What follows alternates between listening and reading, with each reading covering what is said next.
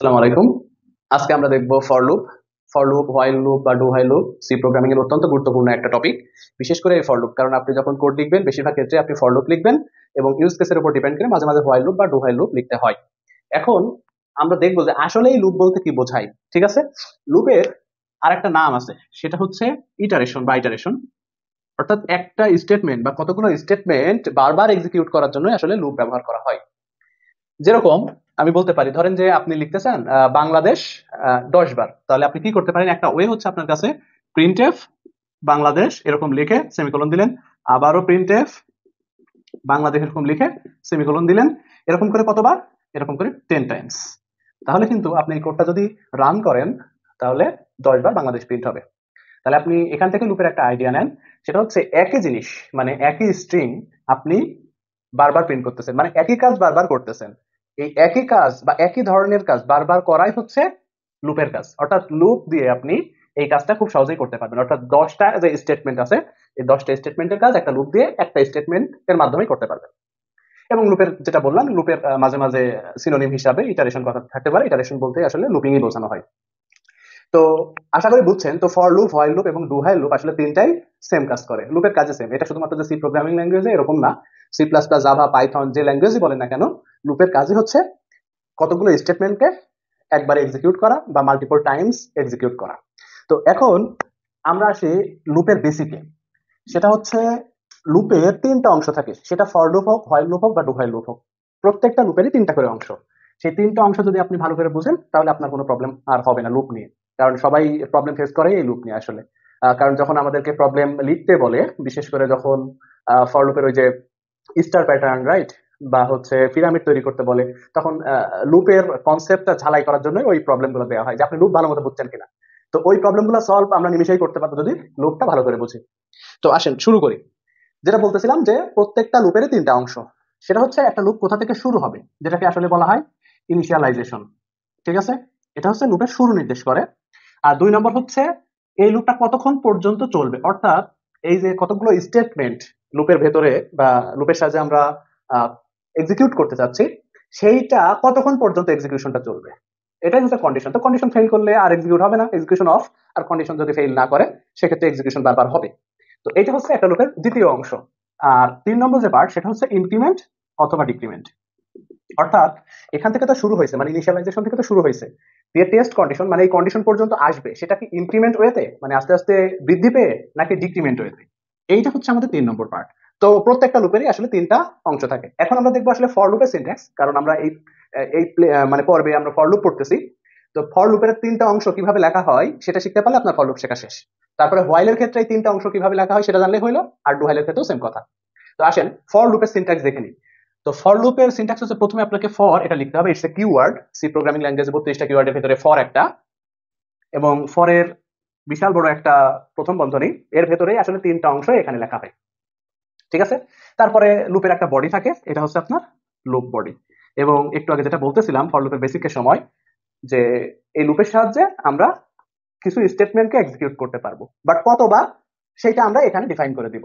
যে এই বডির কাজটা তুমি 10 বার করো, কি 15 বার করো, 17 বার করো, বা এই কন্ডিশন পর্যন্ত করো, সেই জিনিসটা আমরা এখানে লিখে দিব। এবং লুপ এই স্টেটমেন্ট গুলাকে ততবারই এক্সিকিউট করবে বা তত পর্যন্ত এক্সিকিউট করবে।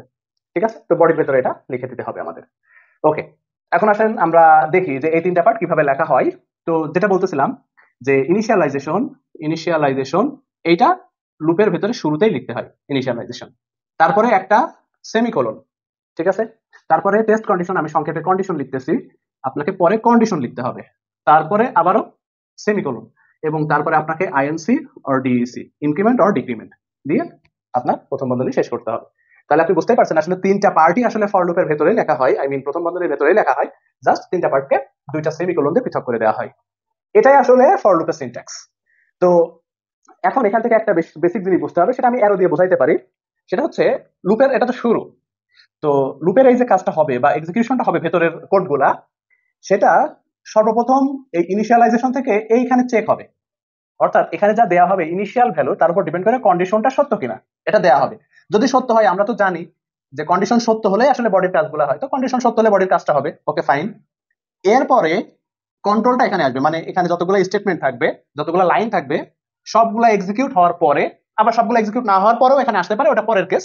তো আপাতত ধরেন যে সবগুলো এক্সিকিউট হয়েছে, এখান দিয়ে তারপর এখানে আসে, অর্থাৎ এখান থেকে এখানে কন্ডিশন সত্য বডির কাজ দিয়ে তারপর বডির কাজ শেষ হলে এখানে আসে, এখান থেকে ইনক্রিমেন্ট বা ডিক্রিমেন্ট হয়ে আবারও কন্ডিশন চেক হয়, অর্থাৎ সেকেন্ড টাইমস কন্ডিশন যদি সত্য হয় আবারও বডির কাজ হবে, দিয়ে আবারও এখানে কন্ডিশন আবারও চেক হবে, দিয়ে আবারও ভেতরে।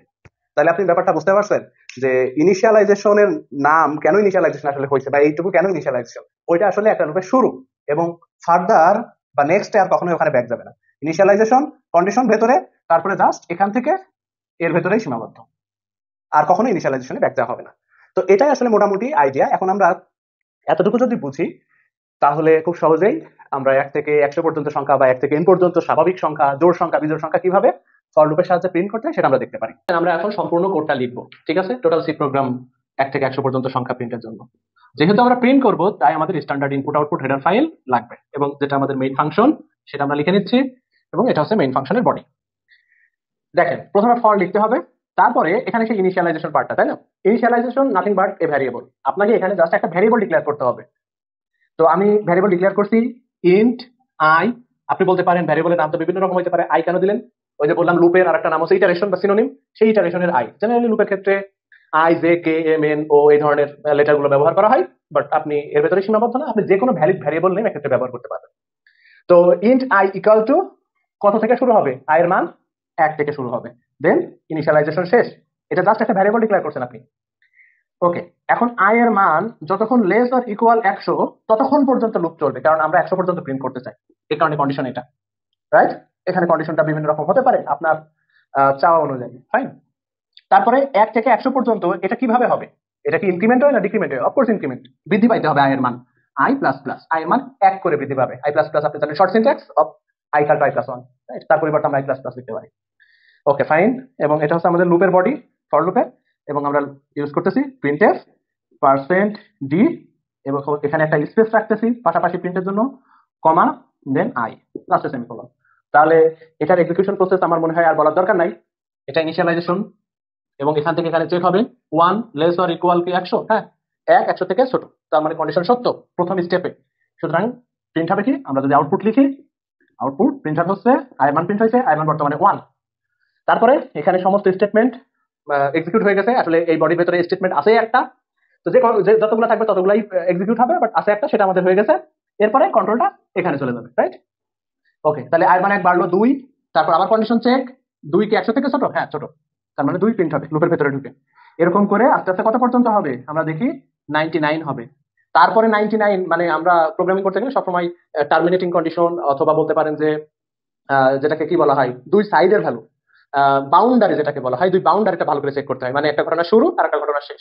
এই দুইটা ঘটনার কন্ডিশন যদি আপনি ঠিকঠাক লিখতে পারেন তাহলে দেখবেন যে মাঝের কন্ডিশনগুলো অটোমেটিক আপনি সহজভাবে লিখতে পারতেছেন। আসলে ভুল হয় প্রোগ্রামিং করতে গেলে, সেটা হচ্ছে বাউন্ডারি কন্ডিশনে, ফার্স্টে অথবা লাস্টে। তো আসেন 99 এর পর কত হবে? 99 প্রিন্টের পরে এখানে বেড়ে 1 হবে, 100 হবে, 100 লেস অর ইকুয়াল 100, সেক্ষেত্রে কন্ডিশন সত্য। আবার 100 প্রিন্ট হলো, 100 পরে 101, 101 কন্ডিশন আবার চেক, যেটা 100 থেকে ছোট না বা 100 সমান, তো আমাদের কন্ডিশন স্যাটিসফাইড না, সেক্ষেত্রে বুঝতেই পারছেন আর ভেতরে লুপের ভেতরে ঢুকবে না, তার মানে এই লুপটা 1 থেকে 100 পর্যন্ত ন্যাচারাল নাম্বারে প্রিন্ট করবে। এখন এখানে কয়েকটা বিষয় আছে, কয়েকটা বিষয় আমি জানিয়ে দিই। সেটা হচ্ছে একটা লুপের বডি থাকতেই হবে এমন কিন্তু কোনো কথা নাই। এমন লুপও তৈরি করা সম্ভব যেখানে কোনো স্টেটমেন্ট নাই। তো কোনো স্টেটমেন্ট না থাকলে বডি তো লাগবে না, সেক্ষেত্রে আপনাকে জাস্ট লাস্টে সেমিকোলন দিতে হবে, রাইট? বডি না হলে লাস্টে সেমিকোলন দিতে হবে। এরকম ঘটনাও মাঝে মাঝে দরকার হয়, এটা বললাম তো ইউজ কেস বেসিস।